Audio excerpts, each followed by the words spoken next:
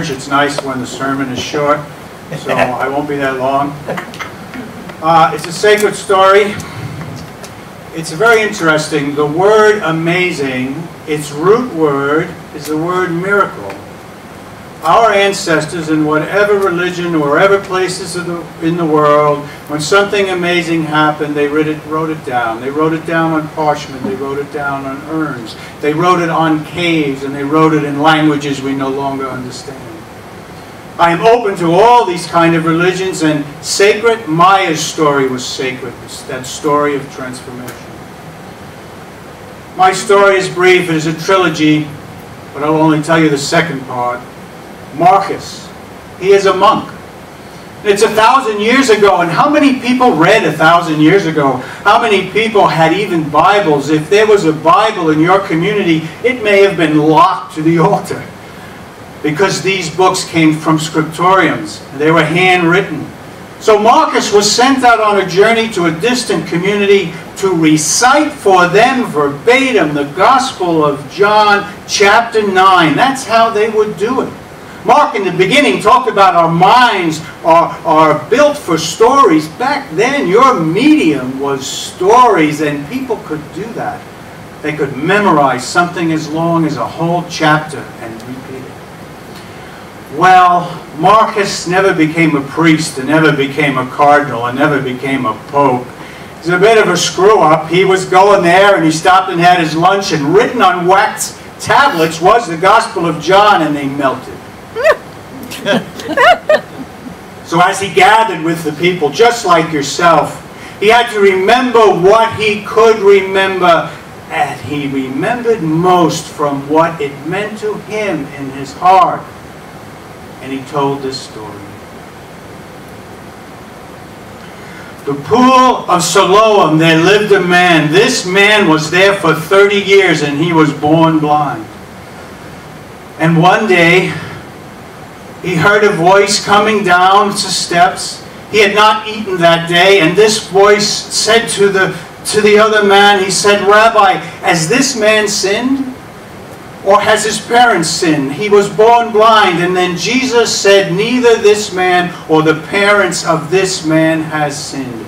This man has come into the world to give God's glory." And then Jesus made mud, and he put it over the man's eyes, and then told him to go to the pool of Siloam and wash, and he washed, and then he could see. Imagine that.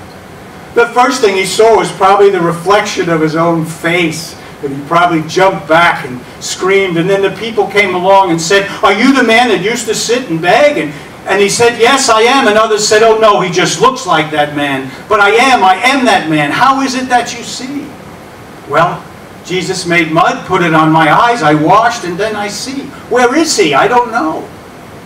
It was the Sabbath, so they took him to the Pharisees, and I don't think the Pharisees liked that. I think they were having their dinner.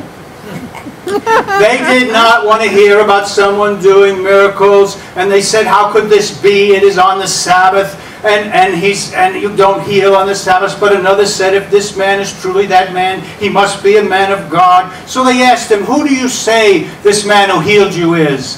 And the man once blind from the pool said, "He is a prophet." Well, that was unacceptable, so they got his parents. And his parents came into the room. Can you imagine this, seeing your parents for the first time? But the parents kind of looked away and said to the Pharisees, "Well, yes, he's our son, and he was born blind, but we don't know who healed him, and we don't know how he did it." You see, they had business with the synagogue, and if you confessed to Jesus to being the Messiah, you would get kicked out. And then his mother said, "You know, ask him. He's of age." So, "Give glory to God," said the Pharisees. Give glory to God. We do not believe this man that has healed you is from God. He is a sinner. And at that point, I think something clicked within this man. Something clicked so meaningful to him and too meaningful to me. He said to them, "I don't care if he's a sinner or not. I know I was blind, and now I can see." "Okay, tell me the story again." "No, I will not tell you the story again. Do you want to become his disciple?" And then they said, how can you talk to us that way? We are disciples of Moses. We know God spoke to Moses. We know that is true. We don't know from where this man comes from. And at that point, this blind man found something within himself. And he said, that's astonishing. Never in this world a man has been born blind and now he can see, and you don't know where he came from. He didn't talk to the Pharisees that way in that day. Well, they threw him out. They threw him upon the ground, and he scratched his arm in the sand, and he looked at his blood for the first time. And night had fallen, and then imagine this, he looks up and he sees the stars for the first time. And then he hears a voice behind him, that same gentle voice, do you know? Do you believe in the Son of Man? And the blind man, once blind, turned and says, oh Lord, I wish to believe. He is now talking to you. I am him. I believe. And the blind man falls to the ground.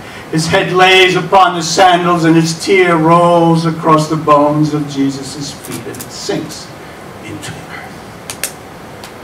I see them now standing there together, looking up into the stars as if that's where they came from.